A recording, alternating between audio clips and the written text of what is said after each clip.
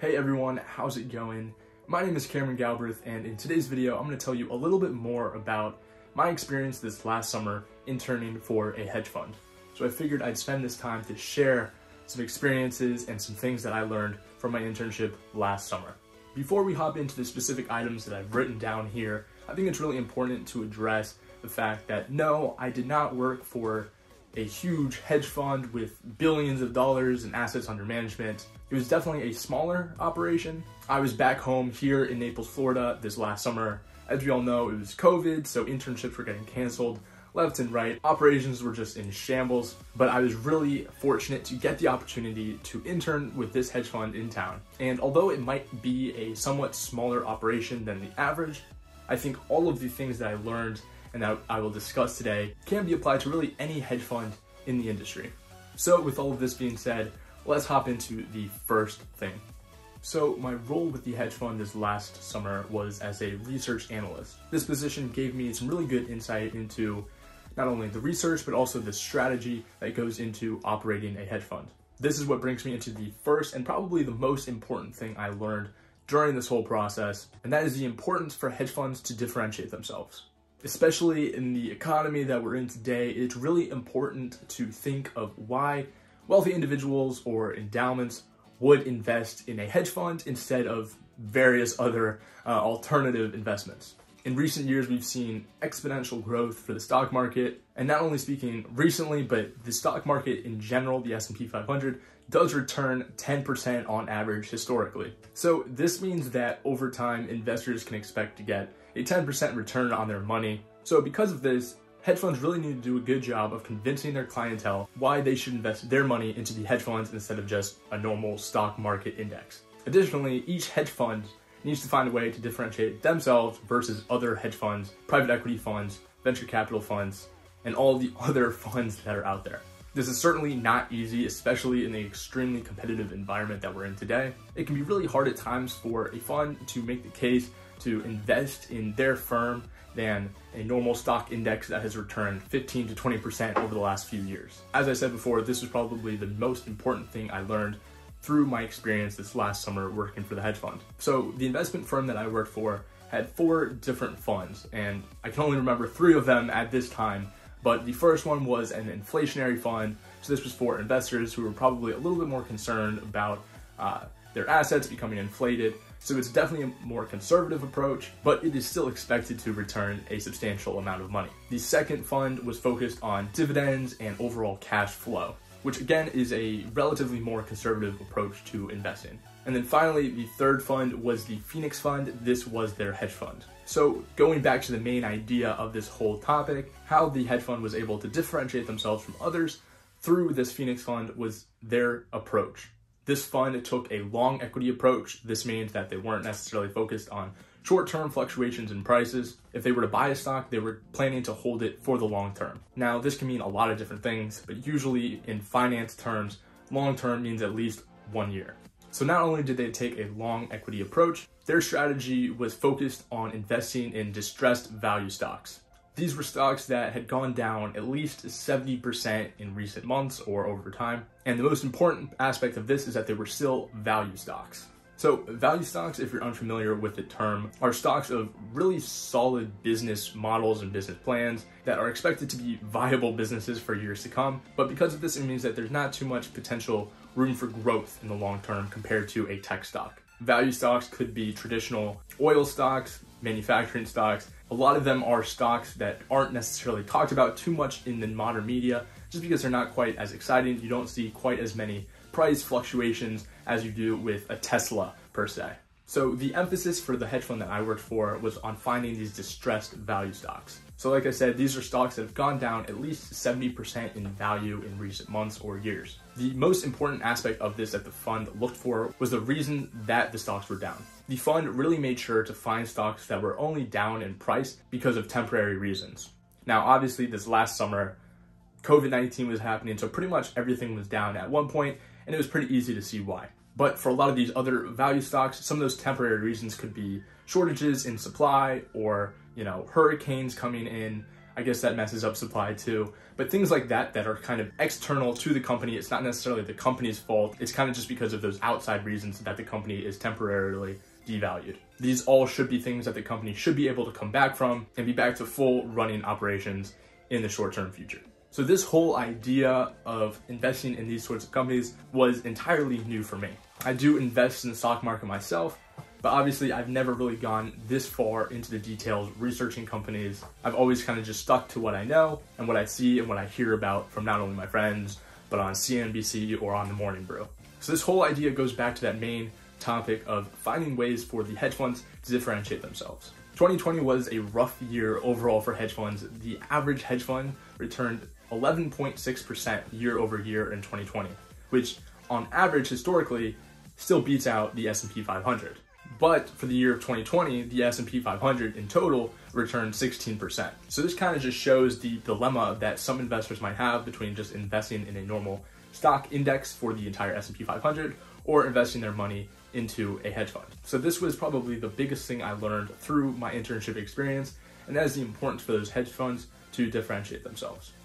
So the second thing that I learned this last summer is that finding investors for your hedge fund can be pretty challenging. This again kind of relates back to that first idea of convincing potential investors to invest in your fund and your strategy instead of just an overall index of the stock market. The main reason that it's hard to find investors for hedge funds is that investors have to be accredited. With hedge funds, because they are so volatile and risky, the SEC requires that investors in hedge funds must be accredited. There are a couple different things that go into what it takes to be accredited, but the biggest takeaway I learned is that their assets have to equal at least $1 million, and this does not include their equity in a home, or alternatively, they can make, I think, over $200,000 over the last 3 years, and are expected to continue with that income in the years ahead. So obviously, because of these requirements, it does wipe out a pretty significant portion of the US population, but in certain circles, it's not too hard to find, but it is definitely more challenging for a hedge fund to find investors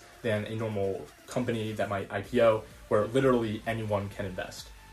The third thing that I learned from this internship is that operations for a hedge fund can be pretty small.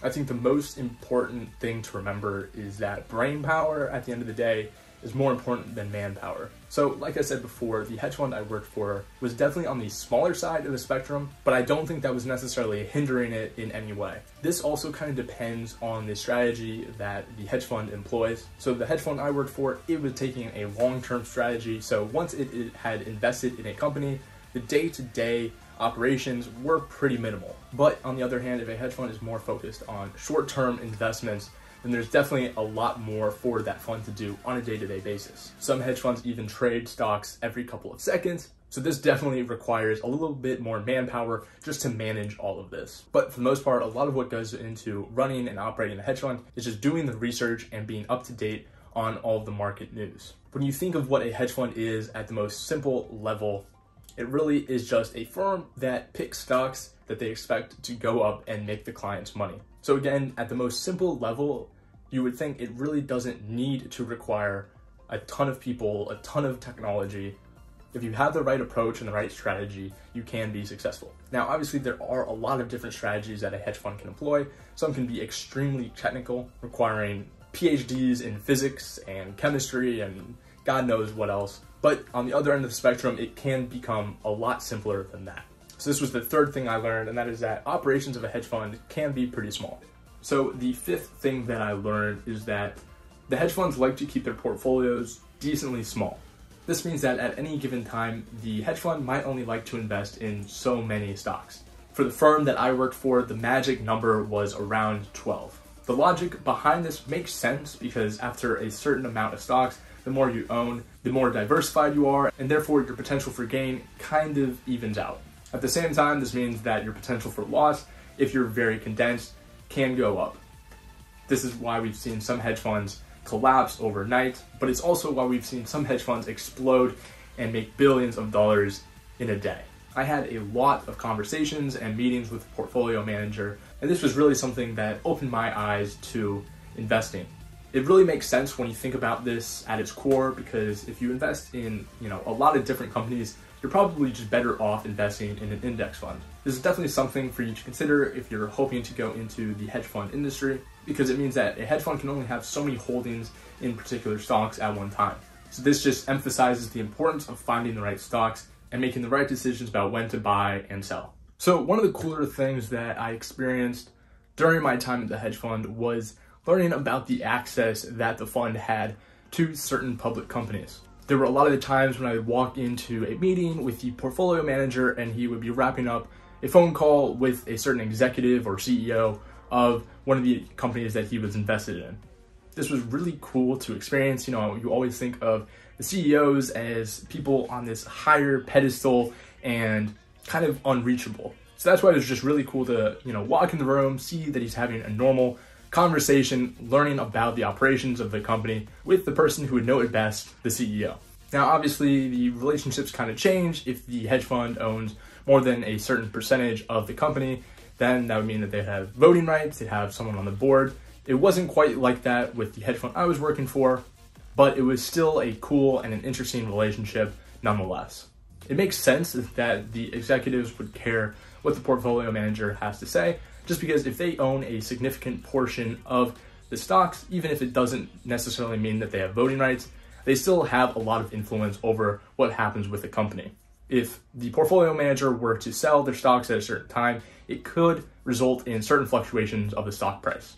So it makes sense that communication would happen between all of the parties to result in the best outcome for everyone involved. Now, the last thing I learned isn't quite as exciting, but it is that I was just surprised to see how many regulations there are. One of the things that I couldn't do during the summer was have any contact with the clients of the hedge fund. Now, obviously, I was working during the COVID pandemic when everyone was in lockdown, so this really didn't result in too many issues. But if this internship occurred during a normal time, it certainly would have presented some awkward situations. I also mentioned before kind of just the strict regulations that the hedge funds have for finding accredited investors. That again is part of the regulations that are enforced on hedge funds to limit the amount of damage that can occur and also to prevent some disasters like the ones we've seen in the past. Now, obviously things would change if I had certain certifications, whether that's, a Series 7 or 65, but because I was an intern at the time of my internship, obviously, this meant that I didn't necessarily have the clearance to have certain conversations or present advice to potential clients or already clients of the firm. So this was the last thing that I thought was pretty interesting and that I wanted to share with you all, and that is that the hedge fund industry is extremely regulated. So guys, that's it. That's the video. These are some of the biggest takeaways I learned during my internship last summer with a hedge fund. I hope you enjoyed it and I hope you learned a thing or two along the way as well. Obviously this video is pretty technical, so if you're still watching this video, congratulations. It means you're definitely very invested in learning more about this industry.